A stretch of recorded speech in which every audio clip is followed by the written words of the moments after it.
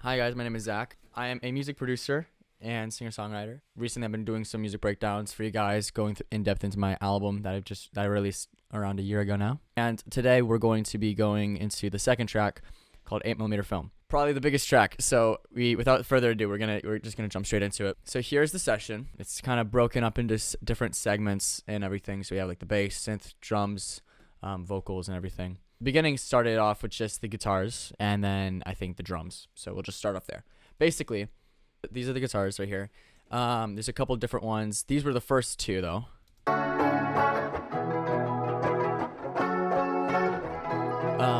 When I was making this, I was not at all perfect in recording. I made this song while creating probably the biggest three songs of the album, which would be Curtain Call, 8mm Film, and I'm Counting on You to Take Control of My Mind. Those three songs really helped me grow and develop as an artist, which really made me who I am today with my music that I'm writing now. I'm really proud of this one specifically, as well as I'm Counting on You to Take Control of My Mind. Those two are kind of made back to back with Curtain Call as the third song that was part of that trio. So you can tell, like right here with these parts, it's not at all perfect whatsoever.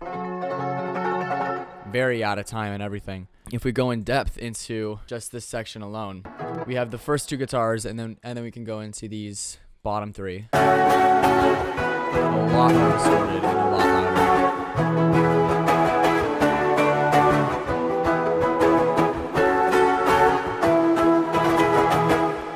Beginning of the song, I really wanted to like catch your attention and just start off really strong, especially after the opening, which was this big orchestral piece. I wanted to kind of go into a rock style song, which is very easily accomplished with this guitar kind of sound. So this is just the acoustic, and it goes straight into it, and we just put some more distortion and overdrive onto it down here. And then I think these are even more backups.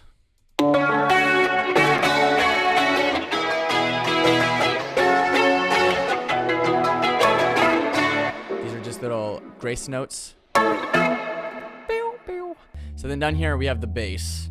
The bass is like the low end of the guitar. Is basically the bass is the low end stuff that you can feel more than hear, and basically is the structure of the song and the sound that you're hearing. So that's what this is right here. This is MIDI data, which I didn't really go in depth in my last breakdown. MIDI data is basically, MIDI stands for multi-instrument device interface. Something that I can use to describe that is basically a keyboard. I can grab that, hang on. So basically this is like a keyboard that uses MIDI data. So this is the MPK Mini 2. It's a great portable keyboard that you can use for recording. Basically every single time that I play a note on here, if it was plugged into my computer, I could basically record that and then give it whatever instrument I wanted to. So say I wanted this to sound like a guitar, I could play a guitar using the MIDI data. Same thing with like these up here. These would be drum pads, and then these are just knobs that you can just break things up into. If you guys are looking for a keyboard, this is a great one. I have this as my portable keyboard, so if I ever go on travel and do stuff, I can take this with and record. I have a bigger keyboard that's right down here. I can actually show you this one. This is my keyboard that I use. This keyboard is the Complete Control S49. It's a great keyboard. If you guys are looking for kind of a production keyboard that you guys want to have in one location, I would recommend looking into that. It's a little more expensive, but it's a great interface device for DAWs, and it basically comes with everything. But that's pretty much MIDI data.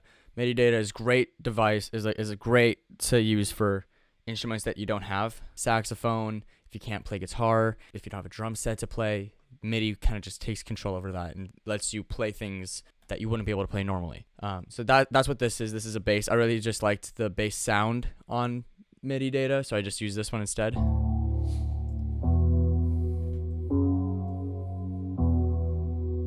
But pretty much the bass and guitar. So if you play everything together,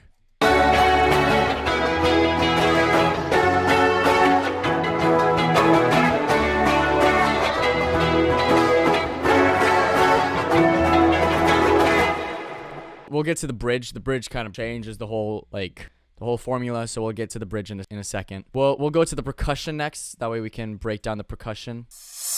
Reverse cymbal straight into a cymbal gives it a build up, which is great. It kind of primes your ears to hear for that kind of high-end sound that you guys wouldn't really normally be able to hear. This is just a big heavy bass drum or tom. Very hollow sound. A lot of reverb on it. Here's a bit more of like a structural kick. I think I use around 3 different kicks.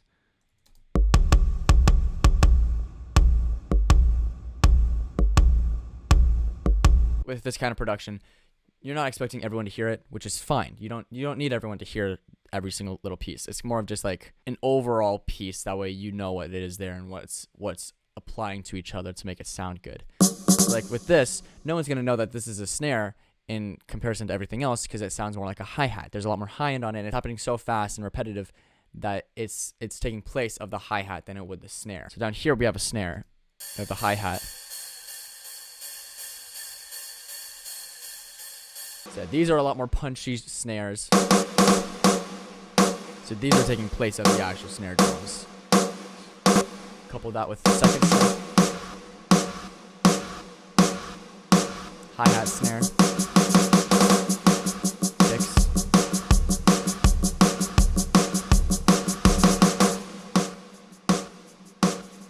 And then it just gets into the same groove over and over again. It pretty much doesn't change until the bridge, which we'll come back to the bridge because that section is crazy. The synths, and then we'll go to the vocals. Here's the synths. Starting off with this. Same thing with the phaser, changing and everything, giving it a different color and sound, and making it sound like it's changing and evolving, which is what I wanted it to do. I wanted it to sound very, very wet. I wanted the sound to be very, very kind of like wet sounding, which is why it sounds very reverbed and hollow, which the phaser made it sound like that. So if you're wanting to experiment with that kind of stuff, use phasers. Those are great. I think this is one that is just a octave higher. Couple that with this. Then up here, just one hits. If you do both of these, just an octave lower and an octave higher. That's really all that you need. You don't need too much with the synths. So if you guys watched the previous breakdown of the opener, that melody, I took that melody that was mainly prominent in that song, and then I kind of took that and put that throughout the rest of the album. Here's where it is. It's in the first pre-chorus.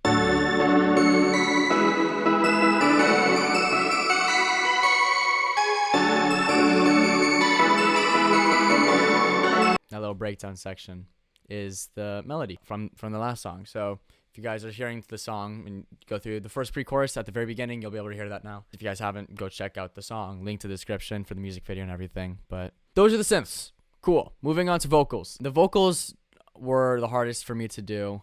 I'm not good at recording vocals. Whenever I do record vocals, I'm never happy with the outcome. I hear your voice in stereo. It's something I've never heard before. Pretty much just a lead. I hear your voice in stereo. It's something I've never heard before. And then I think this is stereo. That's a delay vocal.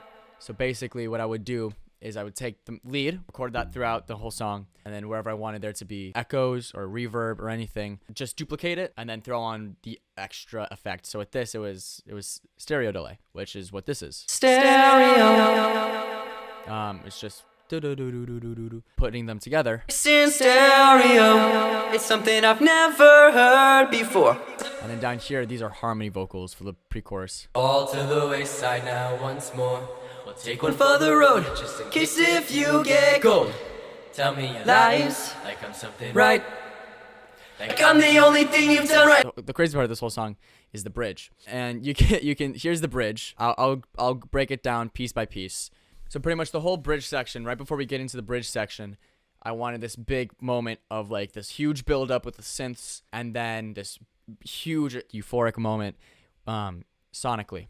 And so with the synths, I was able to accomplish that with this. Starting really low, really reverbed it, playing over each other, and then pitch correction, that pitch bending upwards. So do, and then with that, it sent the whole song into full reverb and echo mode.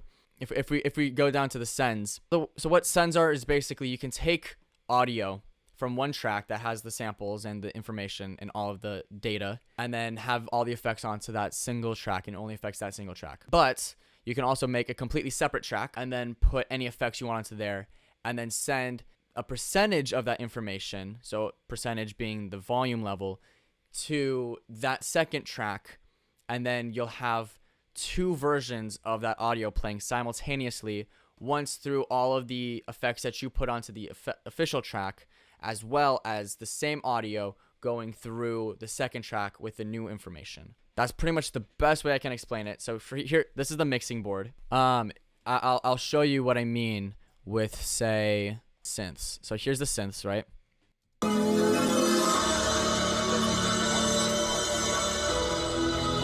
These right here, these are the sends and returns. They're just the sends. So you're sending the information that you're hearing into a return channel, which is going to take that information and give it new effects. We can turn on those here. So then these over here, the compressor, the A, B, C, D, E, F, these are all returns. These are all receiving the information. So so all of these knobs down here, the A, B, C, D, E, F, and such, the more full those knobs are turned, that's how much volume is being sent to these corresponding channels. It's a lot, but for this kind of stuff where everything goes crazy, reverb and echo, it's very helpful, because then you don't have to select, you don't have to copy and paste the same effects and then use a bunch of CPU to process all of that information. You can just send the same information to one channel and then have that one channel do all the work for you. So if we go down here, this is the echo, and we turn on automation, we can see this return channel just automatically turns on. That means everything that's being sent to this channel is going to go through the delay now. We can also see here that we mess with the timing a lot. The timing is what makes the delay go. It gives that weird like speeding up and slowing down effect. Let's go through one by one and break down. Right here, just one big punch kick. That is very, very, very low end. Really only you can feel it. You can't really hear it. And then we have a very slow like reverse cymbal, or reverse crash. Then everything just kind of blows up, and I'll let this section play out.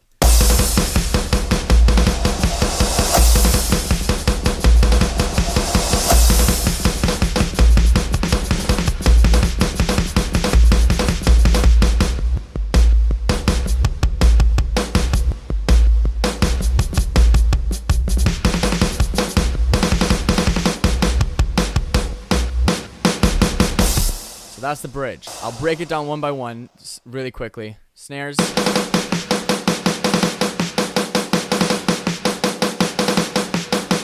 Hi-hat. And this is where it gets weird. That's not rhythmically correct.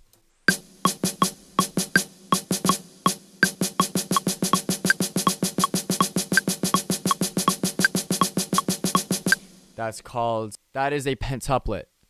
Basically, you're playing 5 notes in the span of time that you would play 4 notes. So instead of going 1, 2, 3, 4, you're going 1, 2, 3, 4, 5, 1, 2, 3, 4, 5, 1, 2, 3, 4, 5, 1, 2, 3, 4, 5. That kind of rhythm. When put those two together, you'll get a 4 to 5 polyrhythm. 4.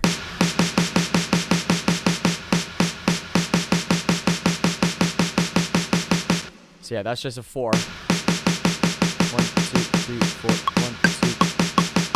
1, 2, 3, 4. So that's just doing eighth notes. And then if you match that with this,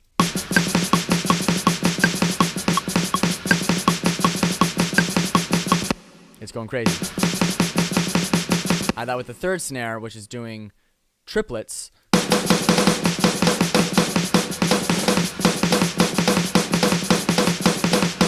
This is where I found out how to use polyrhythms, and I fell in love with them. Just straight eighth notes. This kick drum is just straight eighth notes. This one is, I believe, a hit and then a reverse. Yep.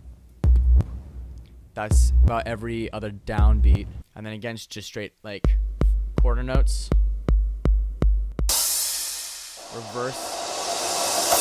The bass drums, hi-hats. Mix that all together and you get this.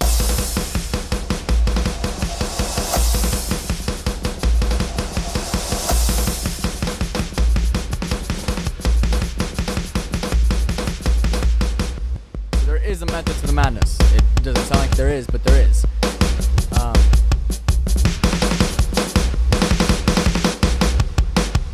1, 2, 1, 2, 3, and back into the groove. Drums, done. Next up, ambient sounds. Laser sounds. Top notch. It's great. Radio glitches. Great. Laser sounds. All of that is being affected by the stereo delay that we were talking about. That's on this send receipt. So if I actually play this, so if I played this sound and you analyze the sound while watching the grid, you'll see that as this goes up, it slows down. As it goes down, it speeds up.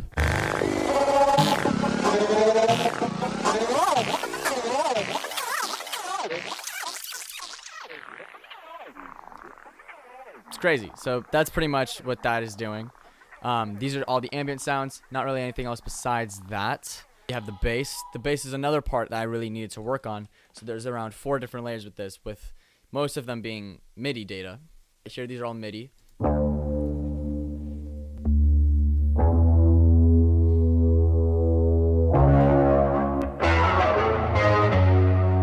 So with the bridge section, I wanted to break down really quickly, have that nice like big explosion moment, that big drop, which is what the bass really helped with. Bass makes you feel it, and when you feel like that kind of vibration, all those different sounds happening at the same time, it feels a lot more powerful than if it didn't have any bass. So this whole lead up just really made it come to life. And then this little riff that was a complete accident right here just gave it so much more character. Next up is the guitar. So the whole guitar section consists of a new chord progression that includes the 3 in the key. F sharp, D sharp major 7, D major 7, which is just strumming. A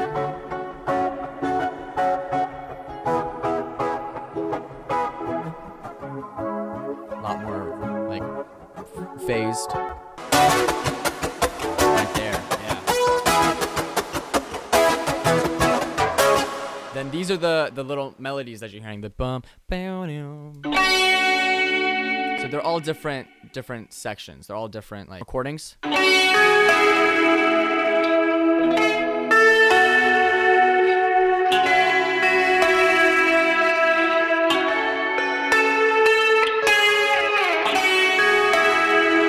Play this with the drums and the synths, you can hear pretty much the whole arrangement.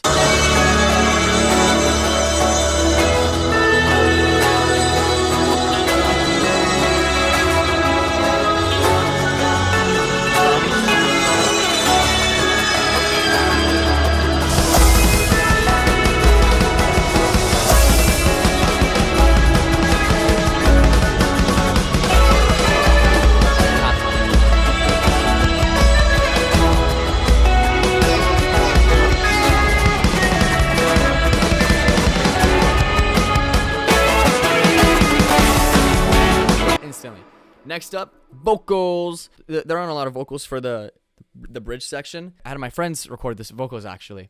So right here, it's nothing I can't see. These are my vocals, as you can hear. This is where a lot of the echo comes in and like all the distortion and everything. Here we have some of my friends. I believe this is my friend Koa, also known as Koa from Losing Touch. Great artist. I think he's working on some music right now, so if you guys haven't, go follow him. You should be able to find him through my Spotify, which is going to be in the description. So just go give him a follow on Spotify and Apple Music. He's a great guy. Here's some of his vocals. Same thing down here. Nothing I can see. So, nothing I can see. Nothing I can see. So now we place all of these together. Nothing I can see. Nothing I can see. So that was my friend Kiko, and then we also have my old friend Eva that's on this track. We have her vocals that are down here. I met Eva through school, and I asked if she wanted to record be in one of my songs, and she was like, "Yeah, sure." So I wrote out all the harmonies, and then kind of taught her the stuff, and then I had her over when I had Kiko over, and we recorded those vocals there, and that's what this one sounds like. The high Eva vocals. It has all that like echo and everything on that. Let me turn that off really quickly. So this is what the vocals sound like without the echo and reverb and everything.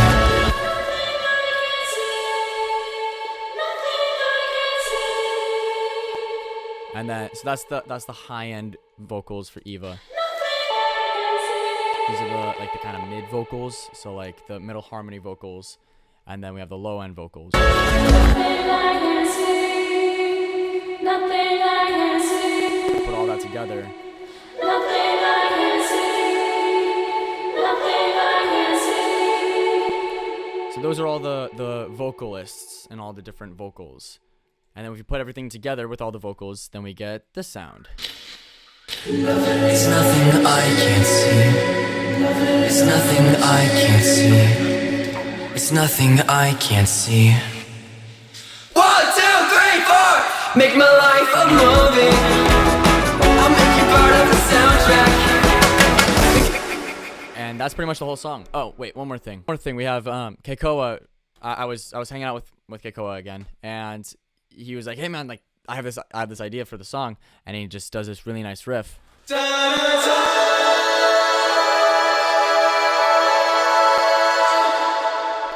Which is just like phenomenal. Sounds incredible, and I loved it so much. I was like, dude, record that now. Recorded all those vocals, and he just kept adding onto it. And I was like, this sounds so cool, dude.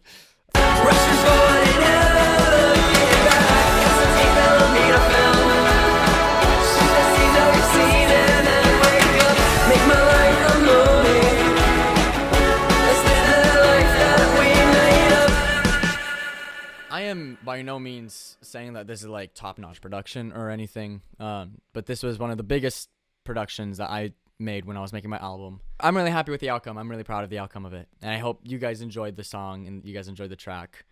Please let me know if you guys did. You guys can reach out to me through Instagram at Zachary Westbrook Music.